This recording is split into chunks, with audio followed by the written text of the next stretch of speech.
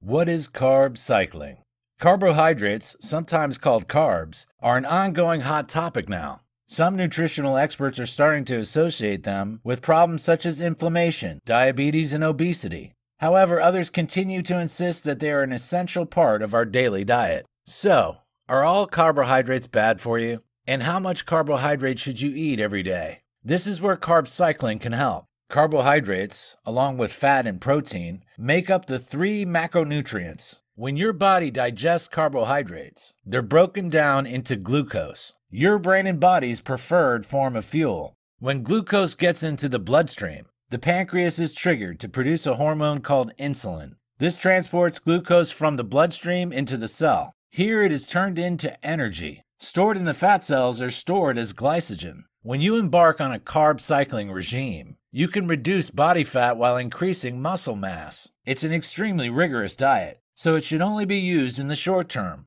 However, it is useful for breaking through weight loss plateaus. Carb cycling relies on increasing and decreasing carbohydrate intake on different days of the week. There are high carb days and low carb days, as well as days in which no carbs are eaten at all. When you try carb cycling, you can eat carbohydrates if they're from a clean source. The cycling allows the body to use fat more effectively as a fuel instead of burning muscle tissue and carbs. In this video, we'll take a closer look at what carb cycling is all about. We'll look at how you can get started and how to determine whether it's right for you. This will allow you to make a well-informed decision. Carb cycling isn't ideal for everyone. However, it can prove to be a useful solution in the right circumstances. There are two main groups of people who can benefit from trying out this eating regime: those who need to lose weight and those who want to increase their muscle mass while boosting their sporting performance. Do I need to lose weight?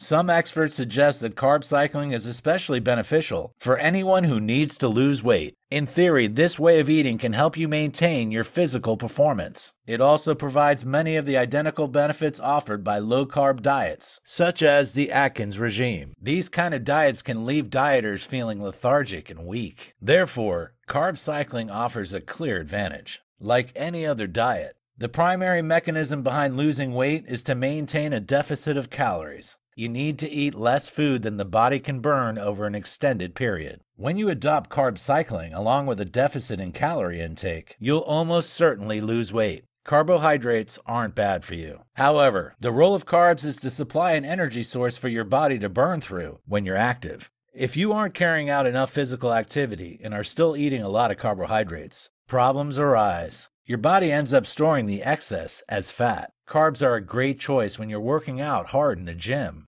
Your body will burn rapidly through them to produce energy. It burns carbs rather than protein, so this nutrient can boost muscle growth. If you aren't training hard, those extra carbs aren't being burned up quickly. Therefore, the body stores all the unused glucose in the fat cells. This results in you becoming overweight or even obese. On the other hand, if you restrict carb intake, your body cannot store the excess glucose. Instead, it turns to fats to produce energy, rather than the starchier, sugary foods. As a result, your body can shed fat, helping you lose weight. Hoarding additional calories is all well and good if you have a very active lifestyle. Yet if you aren't moving around much, you cannot use all those calories. This leads to obesity. You therefore need to vary your carb intake from day to day. If you're going to be hitting the gym, you can eat more carbs. If you're going to be watching TV for most of the day, you should restrict your intake. Another reason why carb cycling is so good for weight loss is because it makes it hard to overeat.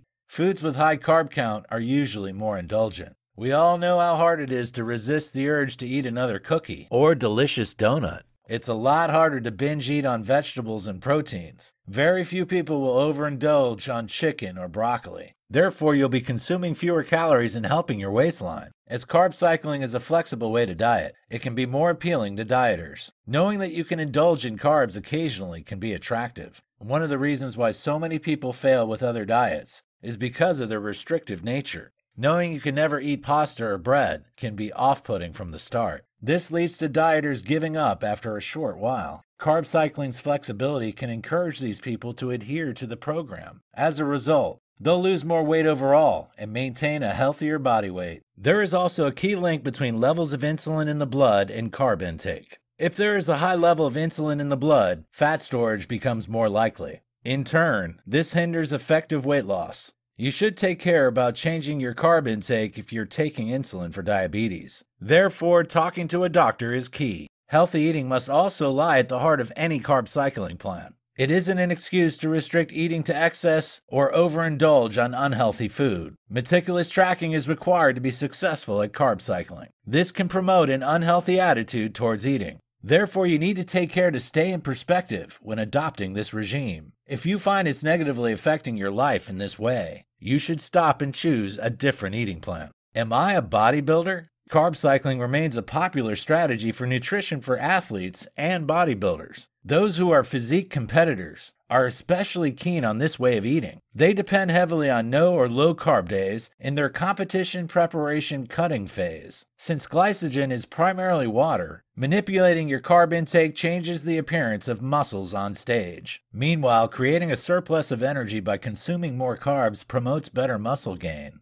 Many athletes use their way of eating to minimize their fat gain and maximize their muscle gain during training. They must strictly adhere to a daily menu which is based on their body composition and energy expenditure. Also, a carb cycling program will regulate the amount of fat and protein being consumed. A higher protein intake is necessary to promote muscle growth during carb cycling. Protein must therefore be around 30% to 35% of daily calorie intake. Carbs in a low phase should be around 10% to 15% of total intake. These should primarily be composed of fresh vegetables. High carb days should fall on days of intense training. This will ensure muscle recovery is faster and essential nutrients are provided. By having targeted carb intakes and regular periods of high carbs, your performance can improve. For athletes participating in endurance sports such as swimming, cycling, and running, this is good news. Varying carb intake through the year helps to increase stores of muscle glycogen.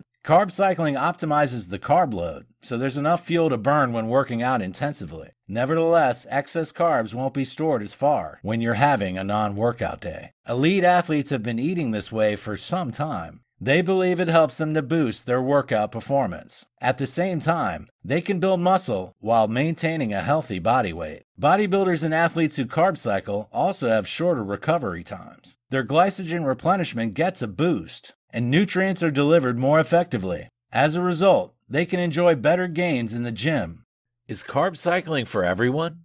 Unfortunately, carb cycling isn't the answer for everyone. In theory, it should be a suitable way of eating for anyone. However, some people fail to carry it out properly. This could cause health problems and ongoing issues. When you follow any restrictive diet, you need to be aware of when it's time to stop. If you constantly crave foods which are off limits and feel guilty if you indulge, this is a red flag. Also, if you find that carb cycling is negatively affecting your attitude and mood, this could be a problem. It's a sign that this way of eating isn't for you. Also, if you're unusually fatigued when carb cycling, this is a sign to stop. Anyone who has a history of eating disorders should avoid carb cycling. Restriction and adherence together with measuring, tracking, and counting are key elements of this diet. Constantly being aware of carb and calorie intake reinforces disordered eating patterns. This can worsen eating disorders and cause new issues to develop. People who have certain medical conditions should avoid carb cycling. People who have mood disorders like depression and anxiety may be adversely affected.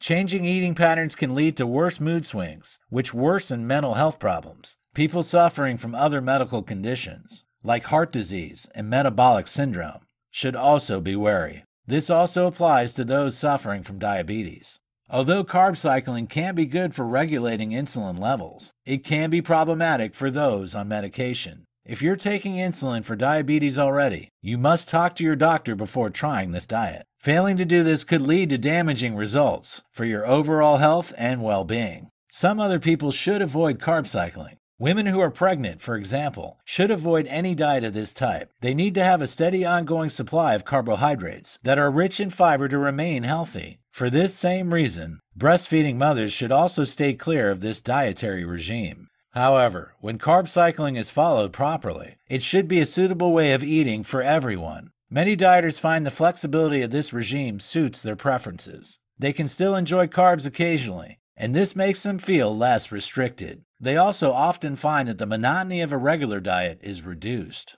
It's therefore often recommended that you consult your doctor before trying carb cycling. A medical professional will be able to suggest whether it's a good choice for you. Knowing the science behind why carb cycling works is important for anyone considering adopting this regime. Without understanding the principles of this diet, it's difficult to follow it correctly. Here, we look at the basics so you can be well informed. Carb cycling, the basics. Carb cycling is relatively new in terms of dietary approaches. It is backed up by science based on carbohydrate manipulation's biological mechanisms. Yet, there are few official studies which have directly investigated carb cycling diets. Many people have found this regime a successful one, however. Elite athletes have been using this method for years to boost their performance. Dieters are also starting to recognize the benefits. So, how does carb cycling work? Essentially, this way of eating aims to match up the body's requirement for glucose or calories. For instance, it supplies carbohydrates on days of intense training or workouts. It achieves this by planning in days of high carbohydrate intake on those days. High carbohydrate days refuel glycogen in the muscles. This too can reduce breakdown of the muscles and improve sporting performance. When high carbohydrate periods are strategically planned, it's possible to boost the functioning of appetite-regulating hormones. Ghrelin and leptin are both hormones associated with hunger and appetite. Both can be better controlled with carb cycling diets. On low carbohydrate days, the body switches to a different way of producing energy. Without the glucose from carbs to fuel it, it predominantly begins to burn fat. This, in turn, helps to improve the body's metabolic flexibility. It also helps the body to adapt more effectively to burning fat as a fuel source over the long term. Another major element in carb cycling is how it allows insulin to be manipulated. If you target your carbs around your workouts, it can improve your body's sensitivity to insulin. This is a sign of good health. It helps to protect against conditions like diabetes. It also helps to maximize the many benefits that carbohydrates provide. Is carb cycling the same as keto? Many people think that the keto diet and carb cycling are the same things. This isn't true. Although there are some similarities, the two regimes are very different. The keto diet is extremely low in carbohydrates. It also involves eating a lot of good fats and moderate amounts of protein. The main aim of the keto diet is to burn fat as fuel by getting into ketosis. Usually, carb cycling involves eating more carbs than you would have in the classic keto diet. It also doesn't involve eating the same large amount of fats. Therefore, ketosis isn't the aim of a carb cycling regime. Nevertheless, there are some similarities. Both emphasize the management of carbohydrate intake. Also, both diets involve counting macros. Macros are the specific number of grams of fats, protein, and carbs you eat every day. This means that some people combine both regimes. This is known as keto cycling. The keto cycling protocol involves eating a keto diet on most days. These will be interspersed with either 1 or 2 days of eating more carbs. These are called refeeding days. They are designed to break the ketosis. By doing this, dieters can receive the benefits of consuming carbohydrates. Their fiber intake is increased, their athletic performance is fueled, and their diet is more varied. Some nutritional experts say that restricting carbs in the long term could impact on certain hormones. Insulin and thyroid hormones are vital for healthy body composition. If you try keto cycling, balance in these hormones could be better maintained. This provides a distinct advantage over the standard keto diet, in which carbs are restricted over an extended period. Not only that, but the common problems associated with keto diets are reduced or eliminated. Issues such as bad breath don't become prevalent since some carbs are still being consumed regularly. Carb cycling involves tracking macros with a food journal or app. You must work out the number of grams of carbohydrates you'll need to eat every day. This may not be as easy as you imagined. The amount of carbs you should eat will be individual to you. You need to bear several factors in mind. We'll look more closely at those later. For now, let's take a closer look at what a standard carb cycling diet looks like. What do I eat on a high carb day? On a high carb day, you will usually obtain around 60% of your calories from complex carbohydrates. That means, if you're eating around 1,500 calories daily, around 900 calories are complex carbs. If you're doing high-energy workouts like interval training, long-distance running or sprints, you can add in more carbs. These should take the right form, though. You shouldn't be adding donuts or cake into your regime. Instead, you should give yourself an additional serving of legumes, fruits, or whole grains. The latter are all complex carbs. This means they break down more slowly for a slower release of energy. Simple carbs like sugary cookies and candies break down quickly. This means that you get a super fast energy rush, followed by a crash. You should primarily eat complex carbohydrates on a carb cycling regime. If you find that you're struggling to cope with your athletic workouts, try adding another serving to your diet. You should only do this on days when you're hitting the gym though. What do I eat on a low-carb day? On days when you're not working out or doing low-key exercise, have a low-carb day.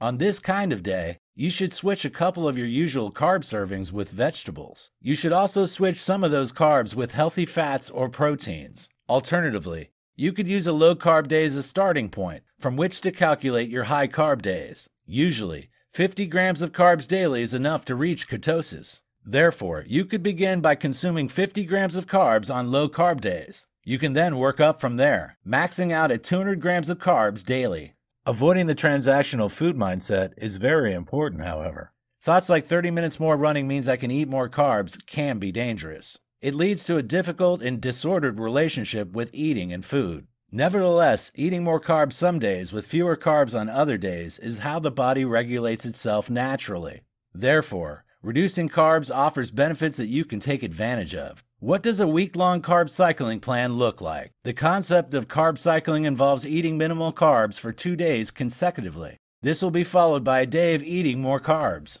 There is a reason for this. When the stored reserves of carbs are due to run out, energy is recharged thanks to a high carb day. This speeds the metabolism and leads to more fat loss. If you reduce your carbs over 2 days, your fat stores will be used for energy. Your body will also enter a catabolic state. This means the body starts to use muscle tissue to derive energy from the protein in your muscles. It's important to know what you're eating over a week if you're planning the carb cycle. Here is a sample 7-day plan to ensure you obtain all the essential nutrients. You'll also get enough variety, so you don't get bored with your meals. If you can adhere to this plan for 30 days, you should experience weight loss benefits. Day 1, a low-carb day. Breakfast: almond and citrus fruit salad mixed with berries and yogurt. Snack: an apple and a protein bar. Lunch: salad made with 50 grams of quinoa, 100 grams of peas and tomatoes, and 2 hard-boiled eggs. Snack: a banana and a scoop of walnuts.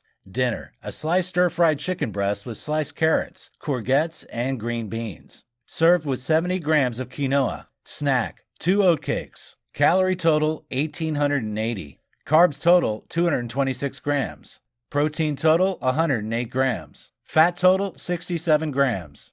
Day 2, low carb day. Breakfast: seed and apple muesli made with 2 tablespoons of rolled oats, sunflower seeds, sesame seeds, and pumpkin seeds. Served with 2 tablespoons of natural yogurt and a small apple. Snack: a banana and a scoop of walnuts. Lunch: a wholemeal pita stuffed with half an avocado, 1 tablespoon of cottage cheese, and tuna. Snack: a pear. Dinner: a grilled salmon steak with half a sliced lime on top. Served with 100 grams broccoli, 70 grams of quinoa, and 70 grams of peas. Snack: an apple. Calorie total 1,891. Carbs total 170 grams. Protein total 131 grams. Fat total 81 grams. Day 3, high carb day. Breakfast: 60 grams of oats soaked in water with 200 grams of berries. Served with a pot of natural yogurt and a tablespoon of sunflower seeds. Snack: a peach. Lunch: a baked potato stuffed with a tablespoon of hummus. Served with a salad made from sliced cucumber, tomato, red pepper, and mixed leaves. A banana.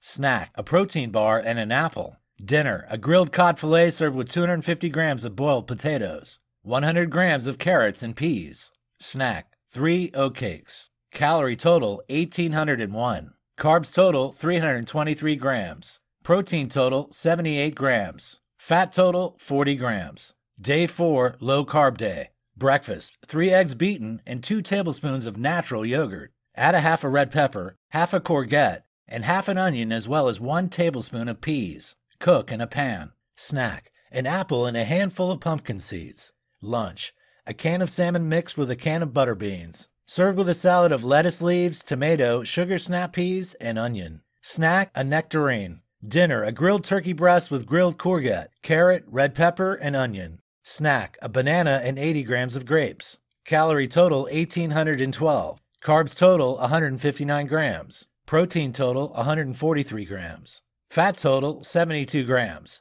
Day 5, low carb day. Breakfast, 2 boiled eggs with 2 wholemeal pita slices spread with Marmite and butter. Snack, an apple and a pear. Lunch, avocado and tuna mash served with salad leaves, cucumber, tomato, carrot, and courgette. Snack, a piece and an oat cake topped with cucumber and cottage cheese. Dinner, a can of salmon mixed with a can of chopped tomatoes. Tomato puree, carrot, red pepper, and courgettes. Simmered for 10 minutes and served. Snack, a banana. Calorie total, 1,804. Carbs total, 165 grams. Protein total, 124 grams. Fat total, 77 grams. Day 6, high carb day. Breakfast, 5 tablespoons of natural yogurt, mixed with 50 grams of rolled oats, 200 grams of berries, 1 tablespoon of honey, and a sliced pear. Snack, a wholemeal pita bread stuffed with tomato and cottage cheese. Lunch, a chickpea salad made with a half a can of chickpeas. Snack, 4 oat cakes with a sliced apple and peanut butter. Dinner, a grilled chicken breast with steamed broccoli, 70 grams of quinoa, and 100 grams of green beans. Snack, a banana. Calorie total, 1,845. Carbs total, 249 grams. Protein total, 122 grams. Fat total, 44 grams. Day 7, low carb day. Breakfast, 2 poached eggs with 2 portobello mushrooms and 2 tomatoes.